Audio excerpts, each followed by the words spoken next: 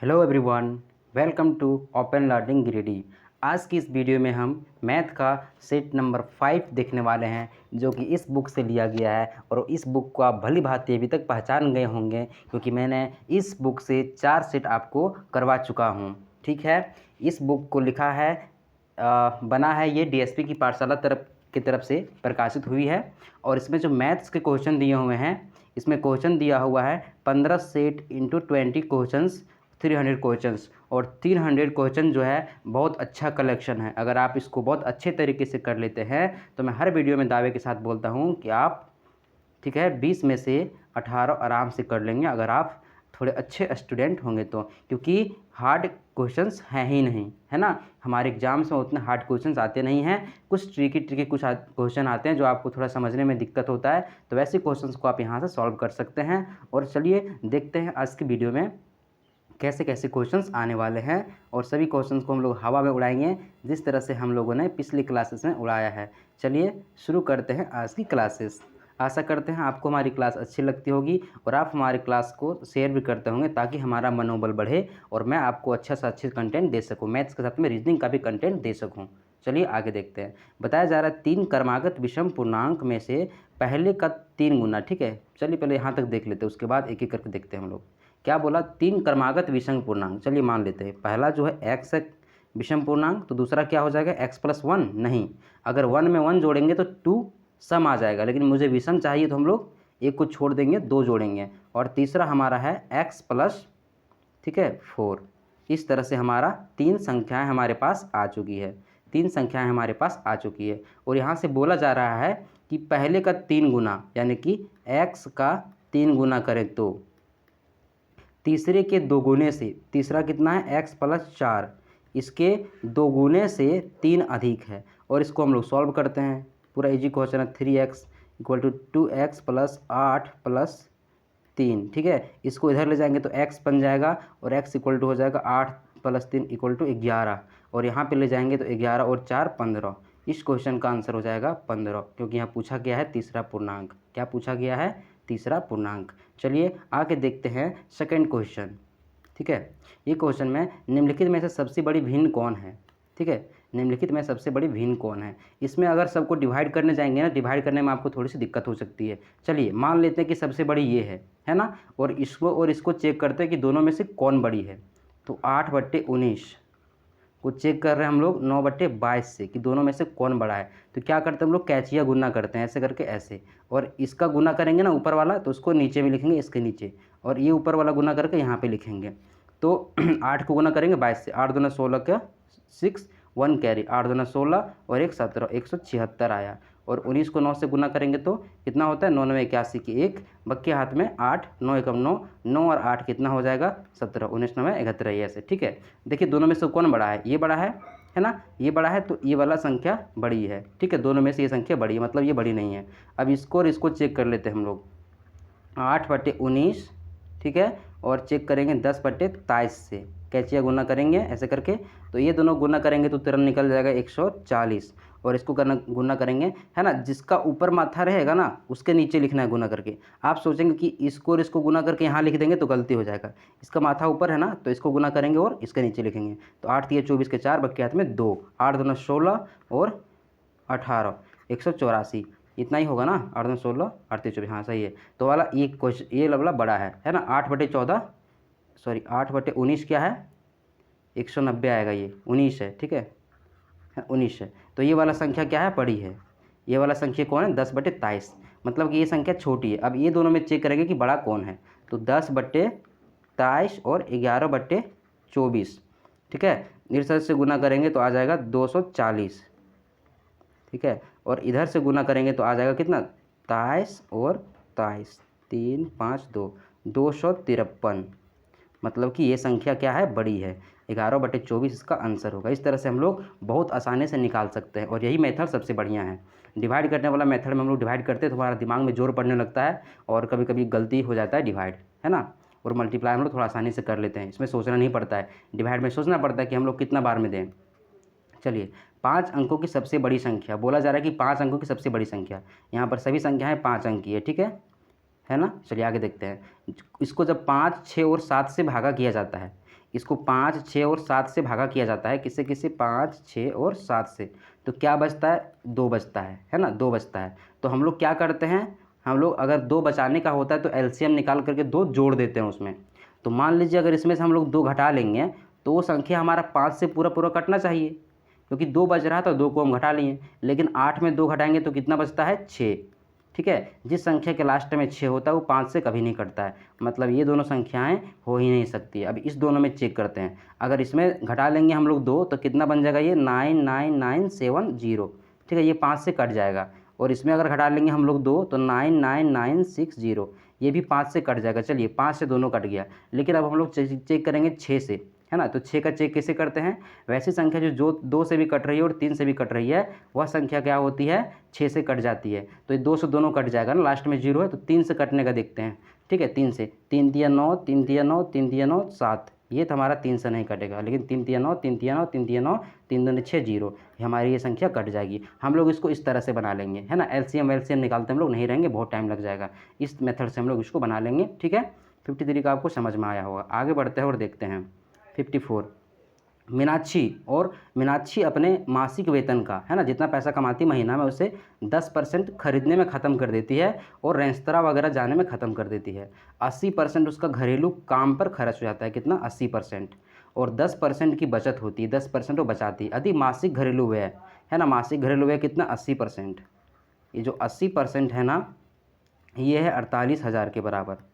तो बोल रहा है मासिक आय कितनी है, 100% निकालना है, तो इसको 80 से भागा करेंगे और 100 से मल्टीप्लाई कर देंगे। ये कट गया, ये कट गया, 8 छक 48, है ना। इसका मासिक वेतन क्या निकल जाएगा, 60,000 इसका मासिक वेतन निकल जाएगा। आशा करते हैं आपको बहुत अच्छे तरीके से समझ में आ रहा होगा। ठीक है, अगला क्वेश्चन देखते हैं 55 नंबर। किसी उत्पाद की बिक्री पर हुआ लाभ 25% है। कोई आदमी 100 रुपया में सामान लाया था खरीद के सीपी, और बेच दिया उसको 125 रुपया, यानी कि ये एसपी। तब उसको क्या होगा, 25% का लाभ होगा। यदि क्रय और विक्रय मूल्य के मानों को परस्पर बदल दिया जाए, है ना, कह रहा है कि दोनों को बदल दीजिए, सीपी अगर कर दीजिए 125 और इसको कर दीजिए एसपी को 100, तो प्रतिशत हानि क्या होगा, है ना। 25% है ना लाभ, तो हानि भी निकलेगा 20%। ठीक है, निकाल के दिखाते हैं आपको। 125 में सामान खरीदा, 100 में बेच दिया, मतलब 25 का हानि हुआ, किस में से, 125 में से। 25 चक 100, 25 पच्चे 125, और कटेगा 20 बार में, है ना। जहाँ होता है ना 25 वहाँ 20 ही आंसर आता है ऐसे वाले क्वेश्चंस में। ठीक है, आगे देखते हैं हम लोग 56। एक थैले में लाल और हरी गेंद का अनुपात कितना है, 15/26 है। ठीक है, 15 क्या है, 15 है लाल, और हरी गेंद कितनी है, 26 है। ये ग्रीन 26 गेंद है। यदि थैले में 12 और हरी गेंद डाल ली जाए, ठीक है, तो मान लीजिए पहले हमारा लाल रंग कितना था, 15x था, और ये 16x था। अब बोल रहा है कि हरा गेंद कितना डाल दिया जाए, 12, तो कितना होने जा रहा है अनुपात, 1/2। इसको सॉल्व करते हैं और यहाँ से x का मान निकालेंगे और गुना करके हम लोग लाल गेंद का निकाल लेंगे। तो 15, इसको कैचिया गुना करते हैं, तो इसको गुना करेंगे तो 15 दूना 30x, ठीक है, बराबर 16x प्लस ये कितना है, 12।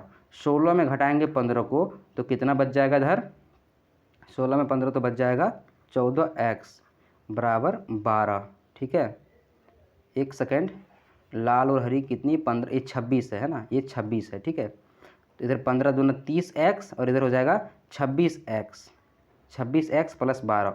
अब 26 इधर जाएगा तो कितना बचेगा, यहाँ पर 4 बचेगा, 4x बराबर 12, तो 4 तिया 12, यहाँ से x बराबर कितना आ गया, 3 आ गया। ठीक है, तो निकालने बोल रहा है लाल गेंद में, तो लाल गेंद कितना है, 15x, मतलब कि 15 तिया 45, x का वैल्यू 3 आ गया जी, तो 15 तिया 45। आगे बढ़ते हैं हम लोग, देखते हैं 57 नंबर क्वेश्चंस, है ना। P एक काम को 10 दिन में कर सकता है, P एक काम को कितने दिन में करेगा, 10 दिन में। Q उसी काम को 15 दिन में कर सकता है, Q उसी काम को 15 दिन में कर सकता है। यदि वे साथ मिलकर के 5 दिन काम करते हैं, ठीक है, तो बोल रहा है कि कितना काम हो जाएगा पूरा। तो हम लोग टोटल काम निकाल सकते हैं, आपको बता रहे हैं हर वीडियो में टोटल काम कैसे निकालते हैं। तो एलसीएम कर लेते हैं, दोनों का एलसीएम कितना होगा, 30 हो जाएगा, है ना, 30 दोनों से कट जाता है, 10 तिया 30 और 15 दूना 30, ये इसका निकल गया क्षमता, मतलब एक दिन में कितना काम कर पाएगा। तो एक दिन में 3 काम करेगा और एक दिन में 2 काम करेगा, तो दोनों अगर मिल जाएगा तो एक दिन में 5 काम हो जाएगा, है ना। एक दिन में 5 काम हो गया, और कितना दिन का काम कर रहा है, 5 दिन तक। तो 5 पचे 25, 25 काम कर दिया, किस में से, 25 काम कर दिया 30 काम में से, है ना। तो कितना भाग कर देगा, 5 पचे 25, 5 छक 30, ठीक है। इतना काम क्या गया, इतना काम का भाग उसने पूरा कर दिया, ठीक है। चलिए भी समझ में आया होगा आपको अच्छे तरीके से। रेखा 25 मिनट में 15 पन्ना पढ़ती है, इजी क्वेश्चन है, ठीक है। 25 मिनट में 15 पेज, ठीक है। तो 1 मिनट में कितना हो जाएगा, 15/25 पेज। और इस तरह से आप 45 मिनट में, तो इसको 45 से गुना करिए, 45 मिनट का निकल जाएगा, ठीक है। 5 तिया 15, 5 चके 20, 5 9 में 45, 9 तिया 27, ठीक है। देख रहे हैं मैं कितना फास्ट बना रहा हूँ, क्योंकि इजी क्वेश्चन है। राइटिंग मेरा गड़बड़ हो जाता है, आप लोग ये मत सोचिए कि राइटिंग प्रॉब्लम है। मैं जल्दी बनाने की कोशिश करता हूँ, क्योंकि एग्जाम पास में है। आप भी ऐसे रगड़ करके बनाइए, इजी क्वेश्चन को रगड़ दीजिए, राइटिंग का ध्यान ही मत दीजिए, सिर्फ आंसर आने पे दीजिए। आंसर कितना आ गया, आंसर ही भूल गया, कितना आया था आंसर, 27 आया था ना, 9 से 9 दिया 27, आपका आंसर ये हो जाएगा 27। चलिए इसी तरह रगड़ के बनाइए। ये सब रीजन क्वेश्चन में क्या देखेंगे, है ना। आगे देखते हैं 59, 2 प्रकार के चावल जिनका मूल्य 30 रुपया है, 42 रुपये है। सबसे ईजी क्वेश्चन, एक 38 टका का चावल है और एक 42 रुपये का चावल है, ठीक है। दोनों को मिला दिया, दोनों को बराबर मिलाया, 1 किलो ये वाला और 1 किलो ये वाला, और दोनों को बेच दिया कितना, 45 रुपया में 1 केजी। तो बोल रहे कितना लाभ होगा, चलिए देखते हैं। 1 केजी ये मिलाया, 1 केजी ये मिलाया, तो 2 केजी का दाम कितना हो जाएगा, 8 तो 10, 3 तो 5 6, रुकिए 1 मिनट, कितना 38 और 42, तो 8 8 2 10 का 0, 4 3 7 1 8, है ना। 80 रुपया, 2 किलो का 80 रुपया, ठीक है। तो 1 किलो का क्रय मूल्य क्या होगा, 40 रुपया, लेकिन बेच रहा है कितना, 45 में। तो 40 रुपया में क्या कर रहा है वो, 5 रुपया लाभ कमा रहा है। इसको 100 से गुना कर देंगे, 5 8 40, और 8 से काटेंगे, 8 एकम 8, 8 दूना 16, 8 पचे 40, 12.5%, 12.5% ये हमारा क्या हो जाएगा, यहाँ पर लाभ हो जाएगा। आगे देखते हैं 60 नंबर क्वेश्चन, ठीक है। यदि एक राशि निश्चित दर पर 4 वर्ष में दुगुनी हो जाती है, एक राशि x है, ठीक है, इसको 4 ईयर का आप टाइम देंगे, 4 साल का, तो ये हो जाएगा 2x हो जाएगा, 2x। मतलब इसमें आपका मूलधन में मिला हुआ है, ठीक है। तो कह सकते हैं कि 4 साल में ब्याज कितना होगा, तो 4 साल में ब्याज हो जाएगा x रुपया, क्योंकि ये पूरा राशि मिला हुआ है ना। x रुपया था, आप बैंक में जमा करेंगे x रुपया, तो 2 साल में आपका, 4 साल में 2x हो जाएगा। तो ये तो x आपका था और एक x उसने दिया, तो यहाँ पर 4 साल का ब्याज कितना हो जाएगा, x। तो बोल रहा है यह राशि साधारण ब्याज की समान दर पर कितने वर्ष में 16 गुना हो जाएगा। बोल रहा है कितना साल में 16 गुना करना है उसको, ठीक है। कितना गुना करना है, 16x करना है। 16x में तो आपका एक x रहेगा, मतलब आपको कितना बैंक से लेना है, 15x लेना है। तो 15x कितना दिन में होगा, 4 साल में 1x, तो 60 साल में कितना हो जाएगा आपका, है ना। कितना हमको x करना है, 15, तो इसको 15 से गुना करेंगे, इसका भी 15 से गुना करेंगे, 15 से 60x। 60 साल में क्या होगा मेरा, 60 साल में 16 गुना हो जाएगा। बहुत अच्छा से आपको समझ में आ रहा होगा। 61, 1000 रुपये की धनराशि पर 10% वार्षिक ब्याज की दर से 1.5 वर्ष में ब्याज की गणना करें, जब ब्याज की गणना अर्धवार्षिक चक्रवृद्धि ब्याज पर की जाती है। जी देखते क्या है, यहाँ पे मूलधन आपको दिया गया है 1000, ठीक है। आगे देखते हैं, जो रेट दिया गया है मेरा, है ना, जो रेट दिया गया है कितना है, 10% है, 1 साल का। लेकिन बोल रहा है कि ब्याज का गणना कैसे करेंगे हम, अर्धवार्षिक, 6 महीना में ब्याज ले लेंगे हम, 1 साल तक हम रुक नहीं पाएंगे। तो 6 महीना कितना ब्याज देगा आपको, 5% देगा, वो तो बुर्बक नहीं है, हैं। अब मांगिएगा 6 महीना में, तो बुर्बक तो है नहीं वो, तो 5% देगा आपको, ठीक है। उसके बाद 5% देगा, तो आपको 1 साल में ब्याज मिलता है, लेकिन आप 6 महीना में ले रहे हैं, तो 1.5 साल के बराबर क्या हो जाएगा, 1.5 है। तो 6 महीना 6 महीना 6 महीना, माने कि 1 साल, 2 साल और 3 साल के बराबर हो जाएगा ये, 3 साल के बराबर। तो यहाँ से टाइम कितना हो गया आपका, टाइम हो गया 3 साल, रेट कितना हो गया 5%, और ये आपका हो गया मूलधन, ठीक है। तो बोल रहा है कि चक्रवृद्धि ब्याज निकालिए 3 साल का। तो 1000 रुपया था मेरे पास, है ना, 1 साल में कितना हो जाएगा ये, तो 105/100। अगले साल में कितना हो जाएगा, 105/100, और 3 साल का करना है, तो 1/5/100, ठीक है। ये हमारा निकल जाएगा पूरा धन कि कितना होगा, लेकिन बोला है कि ब्याज निकालना है, तो इसमें से 1000 रुपया हमको माइनस कर लेना पड़ेगा, ठीक है। 1000 रुपया क्या करना पड़ेगा, इससे माइनस कर लेना पड़ेगा। चलिए इसको काटते हैं। इसको काटेंगे तो यहाँ पे ठीक है 5 20 से 100 और 21 बार में कटेगा ये। यहाँ भी 21 आ जाएगा और यहाँ भी 21 आ जाएगा, यहाँ सॉरी 20, यहाँ भी 20 आएगा और यहाँ पर भी 21 आएगा, है ना। 21 21 में कितना होता है, 441, 441 होता है। उसको गुना कर लेते हैं हम लोग 21 से, तो 4 4 1 और यहाँ पे 2 8 8, तो 1 6 8 4 12 और ये 8 1 9, यहाँ कितना आ रहा है 9 2 6 1, है ना। और ये 3 0 कट गया इससे, ठीक है। नीचे में कितना बच गया, 8 बच गया। 8 से करेंगे इसको यहाँ पे भागा तो हो जाएगा 8 एकम 8, 8 एकम 8 12 बन गया। फिर बच गया 4, तो 8 पचे 40 और बच गया 6, तो फिर 8 पे 40, 8 छक 48, 8 सत्ती 56, 8 सत्ती 56 और पॉइंट में कुछ आएगा। इसमें से क्या करना है आपको, 1000 रुपया माइनस कर लेना है। तो 1000 माइनस करेंगे तो कितना बचेगा, 157 रुपया। 157 रुपया कहाँ पर है, यहाँ पर है। ये हमारा आंसर हो जाएगा। आपको बहुत अच्छा तरीके से ये वाला समझ में आया होगा। 62 नंबर का क्वेश्चन देखते हैं, ठीक है। यदि विनय 2 किलोमीटर प्रति घंटा की अधिक गति से चला होता है ना, अभी जितना से चल रहा था वो उससे 2 किलोमीटर अधिक स्पीड से अगर वो चलता, ठीक है, तो 4 किलोमीटर का गति है ना, वह 4 किलोमीटर तय करने में 10 मिनट समय कम लेता। जितना समय अभी ले रहा है उससे वो 10 मिनट समय कम लेता, कहाँ, 4 किलोमीटर जाने में। चलिए मान लेते हैं विनय पहले 4 किलोमीटर गया x की स्पीड से और उसको लग गया समय t, ठीक है, t आवर लग गया। फिर ये आपका जो हमारा विनय है, अगर ये स्पीड बढ़ा दिया 2 किलोमीटर तो क्या हो जाएगा, समय घट जाएगा, कितना, 10 मिनट। और 10 मिनट यहाँ पे सब कुछ घंटा में है ना, तो इसको भी बनाना पड़ेगा घंटा में। तो मिनट को 60 से भागा देने पर ये घंटा में बन जाता है। और यहाँ से ये कट गया, देख रहे हैं यहाँ टी आ गया। टी का वैल्यू डायरेक्ट यहाँ से पुट कर दीजिए, ठीक है, तो बनाने में आसानी होगा। तो 4/x + 2 बराबर टी का वैल्यू कितना हो जाएगा, 4/x - 1/6। देख रहे हैं ये x वाला इसको इधर ले जाते हैं क्योंकि दोनों सेम है। तो ये जाएगा 4/x + 2 - 4/x बराबर 1/6, कितना, ये माइनस में, ठीक है। अब करिए इसको, 4x कैचिए गुना कर रहे हैं, 4x - 4x + 8 और नीचे में क्या होगा, दोनों गुना हो जाएगा, x × x + 2 बराबर हो जाएगा -1/6। यहाँ से ये 4x, यहाँ से ये 4x कट गया, इसको दोनों को मल्टीप्लाई कर देंगे, है ना। तो क्या हो जाएगा 8 गुने, ठीक है, 8 गुने 6 बराबर x × x + 2। देख रहे कितना अच्छा आ गया। मान लीजिए x बराबर 6 तो x + 2 बराबर 8, ठीक है। तो x बराबर कितना आ गया आंसर, 6। यहाँ से हमारा आंसर हो जाएगा 6 किलोमीटर प्रति घंटा, ठीक है। चलिए आगे देखते हैं। एक रेलगाड़ी 5 किलोमीटर प्रति घंटा की वृद्धि करने पर, जितना स्पीड अभी चल रहा है रेलगाड़ी, तो अगर वो 5 किलोमीटर अपना स्पीड बढ़ा दे, ठीक है, इसे 300 किलोमीटर की दूरी तय करने में 2 घंटा कम समय लगता है।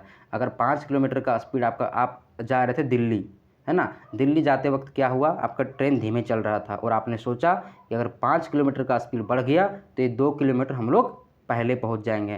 तो इसका सामान्य स्पीड क्या था, जिस टाइम आप सोच रहे थे सामान्य स्पीड क्या था। चलिए मान लीजिए कि सामान्य स्पीड है ना, कितना किलोमीटर जाना है, 300 किलोमीटर।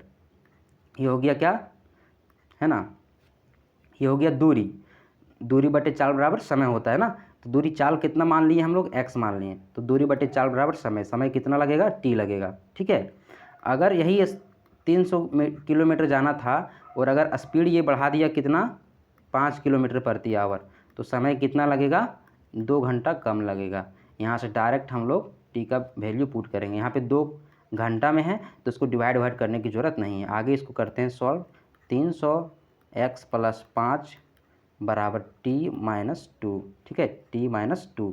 और यहाँ से इसको सॉल्व करेंगे, सॉरी t - 2 नहीं, यहाँ पे 300/x, टी का वैल्यू हम लोग पुट कर चुके हैं, ठीक है। अब इसको इस साइड ले जाएंगे तो 300/x + 5, 300/x बराबर कितना हो जाएगा, -2।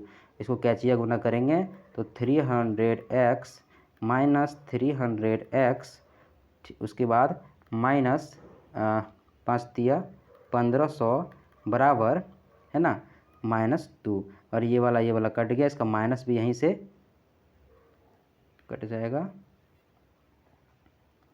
ठीक है, ये कट जाएगा। और ये नीचे में जो था, नीचे में चीज़ ये यहाँ पर था, है ना, x + 5 × x, ठीक है।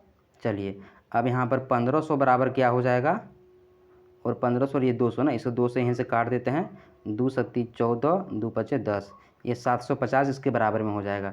तो x + 5 × x बराबर 750। अब हम लोग इसको ऐसे तोड़ेंगे, 750 को ऐसे तोड़ना है कि दोनों संख्याओं में कितना का डिफरेंस हो, 5 का डिफरेंस हो, बस आराम से निकल जाएगा। उसको मल्टीप्लाई क्यों करेंगे, 750 को तोड़ते हैं, आराम से टूट जाता है ना। 2 से काटेंगे पहले, 2 तिया 6, 2 सत्ती 14, 2 पचे 10। अब 5 से काट लेते हैं, 5 सत्ती 35 और 5 पचे 25, फिर 5 से कट जाएगा, 5 एकम 5, है ना, और 5 तिया 15, 5 एकम 5, 5 पचे 25, ठीक है, फिर 5 से कट जाएगा, 5 तिया 15, यहाँ से देखिए, है ना, ये आपका 3 दूना 6, 6 पचे 30, और ये 5 पचे 25, है ना, 5 का डिफरेंस। तो यहाँ से x बराबर 25 मान लीजिए, x + 5 बराबर 30, तो x का वैल्यू कितना आ गया, 25 किलोमीटर प्रति घंटा हमारा आंसर हो जाएगा।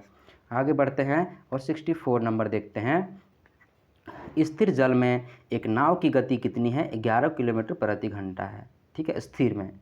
यदि नाव 2 घंटे में, है ना, धारा को विपरीत दिशा में 19 किलोमीटर की दूरी तय करती है, ठीक है। चलिए ये कितना दूरी तय कर रहा है, 19 किलोमीटर की दूरी, है ना। स्पीड कितना है इसका, धारा के विपरीत दिशा में कर रहा है, तो इसका लड़का का स्पीड था 11, है ना, नाव की गति कितना था, 11, तो धारा की गति मान लीजिए x, धारा के विपरीत में जा रहा है इसलिए हम लोग x मान दिए, है ना।